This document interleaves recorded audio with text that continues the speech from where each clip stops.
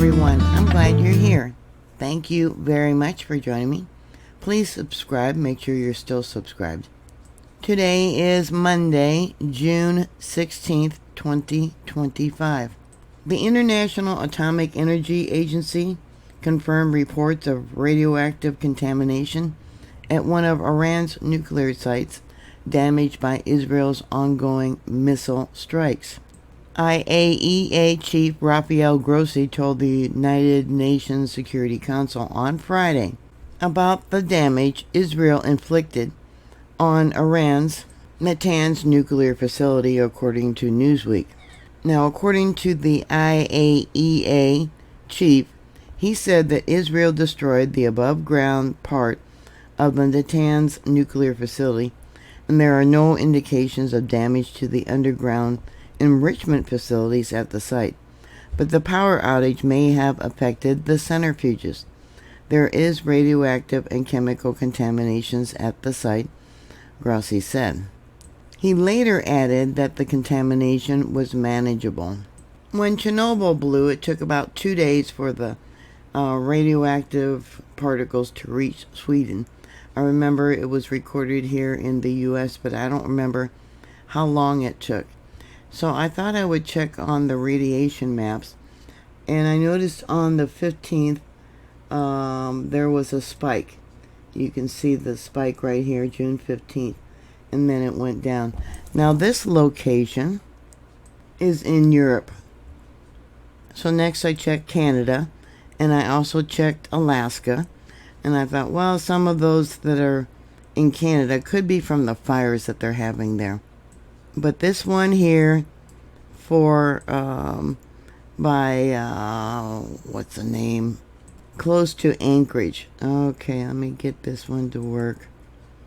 And see, we got a spike here between the 15th and the 16th. Today is the 16th. That's the only one I have for this location. There's nothing for Japan with this app, or Russia, etc. So then let's go to just across the border there, by the state of Washington. Okay, see that?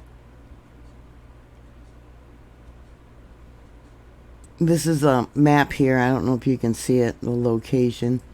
And yeah, nothing happens when I click on it. Alright, I'll go to another site, get that one to work. Again, this is across the border. And look at, this is today. It's like, wow. So is it from the winds carrying it here to the U.S.? Or is it from the fires? This here is a station there in Winnipeg. This here is a map from RadMon, R-A-D-M-O-N. Yeah, this one's not working, and again, we got a lot of different areas that are missing that would be, important, I think. And then we'll bring it over to the U.S. and see what we got. And then there's one, and that's not high. So, I figured I would check multiple sites. Now this one says 42, but I don't know if it works if I, no. Oh yeah, it does. Okay. Anyways, I'll give you a link to this page. It talks about nuclear detonation. After a detonation, you will have 10 minutes or more to find an adequate shelter before fallout arrives. If a multi-story building or a basement can be safely reached within a few minutes of the explosion, go there immediately. The safest building would have brick or concrete walls. Underground parking garages and subways can also provide good shelter.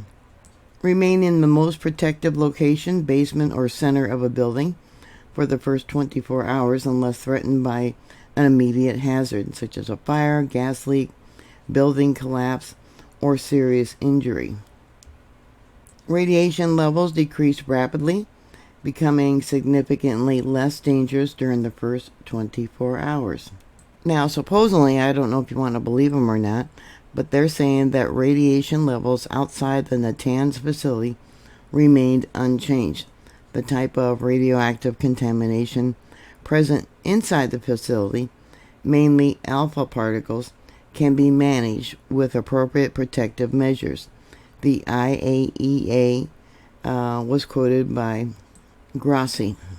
Now, Iran's Atomic Energy Organization said that the site suffered only minor damage and that there was no threat of a leak.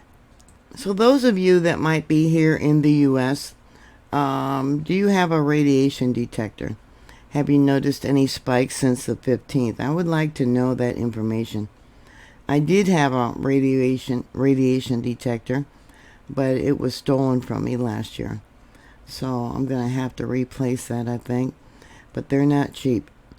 Anyway, so what are your thoughts? Please put your comments down below. Thank you very much for watching, and please provide any information you might have. As always, please stay safe. Please subscribe. Make sure you're still subscribed. And I'll talk to you later. God bless you. Bye.